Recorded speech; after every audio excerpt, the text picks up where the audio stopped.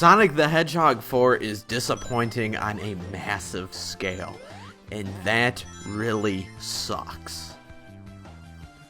Pretending that the entire adventure series never really existed, as well as none of the handheld games, Sega has slapped the number 4 on this title and has claimed that it is the follow-up you've been waiting for the past 15 years. Storyline-wise, rather than rehashing another embarrassing fairy tale, there is basically no story, and I'm actually kind of glad about that. After destroying the Death Egg space station way back in Sonic & Knuckles, the entire crew returns to Earth, finally to enjoy some peace. Except that doesn't really last that long, as Eggman is back, only God knowing how he survived, and apparently he's rehashing his supposed best robotic creations in an attempt to make Hedgehog stew, once and for all.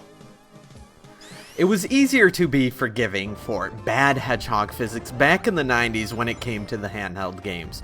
You didn't expect that much because, you know, it's a handheld and what do you know about programming? And when games like Mortal Kombat got reduced to 2-button shitfests with only half the cast and barely playable on the Sega Game Gear, Sonic Chaos and Sonic Triple Trouble didn't really look too bad in comparison. No excuse here though. This sucks. Developer Dimps completely botched this, and if you can't even bother to program the physics correctly for a console Sonic the Hedgehog game, what the hell?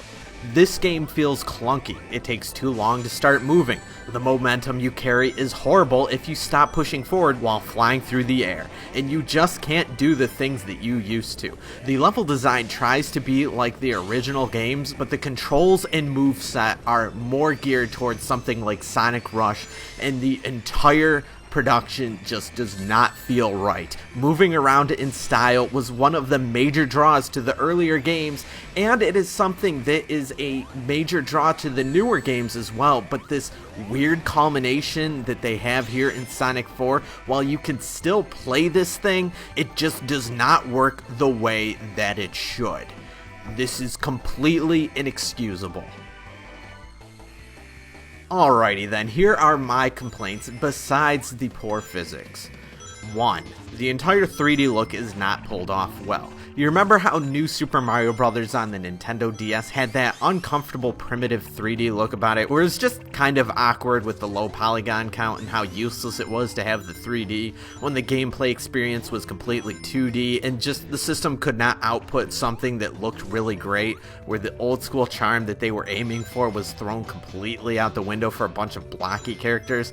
That's exactly how Sonic 4 looks and feels, despite the fact that it's on consoles and with a much higher resolution. It does not look good, and with each level essentially being a recreation of previous Sonic levels, except much less stylized, it brings a lame feeling about it. 2. Like I said, every level is a rehash. While each previous numbered Sonic game focused primarily on taking at least a few steps forward, 75% of Sonic 4 is attempting to push your nostalgic buttons rather than attempting to really bring new ground to the series or provide something that's actually exciting. True, zones like Lost Labyrinth feature some torch carrying, but guess what? Yeah, that's a novelty, and I don't give a shit. That changes nothing. It feels like I'm playing a fan-made recreation on the PC made in something like Flash rather than something that's actually good. 3. The game is a little too zoomed in. This is not a huge complaint, but you know what? It does not lend itself to a good-looking game. Rather than taking a step back and allowing you to really see the surroundings, you're zoomed in straight up Sonic's ass. This is not game-breaking, but it is a little annoying when you think about how it would have been really nice to have just the camera pull back a tiny little bit to really let you see forward and anticipate what is coming at you in the level in ways that you never were able to before. 4. No multiplayer support. Yeah, I know, it's been announced from way back when that Sonic will be the only character in here, but yup, don't give a shit. They really could have just dumped Tails in here, and it would have made for a bit of a better game. Having a friend play Tails was fun way back in the old days, and if the game was zoomed out more, you could even more accurately synchronize your playing, which would be a hell of a lot of fun. I don't mind a couple of Sonic's friends hanging around as long as they are not botching up the storyline straight up the ass as they have before.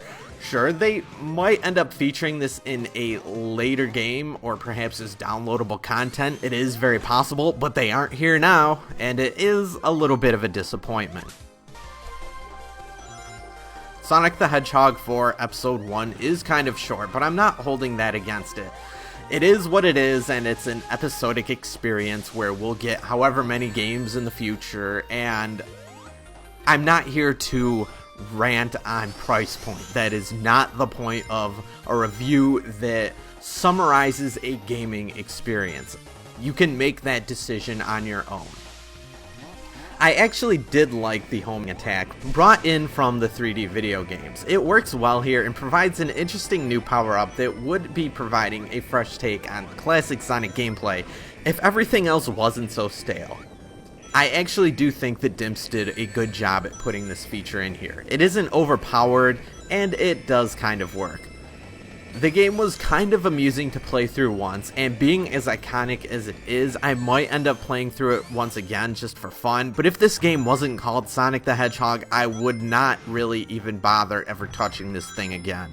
This does not feel like the real thing. I have nothing against the Hedgehog, and I even routinely rate the newer games higher than most people think I should, while still appreciating the old games as much as they deserve, but this game was just not on par. Sonic 4 sadly does not hold a candle to 1 through 3, Sonic and Knuckles, or Sonic CD. It's amusing to check out, but with the lack of innovation and design and poor than it should be control, it feels very fan-made. There are components here for a great game, but they are never fully realized. It's sad. Sonic the Hedgehog 4 Episode 1 receives a 4 out of 10.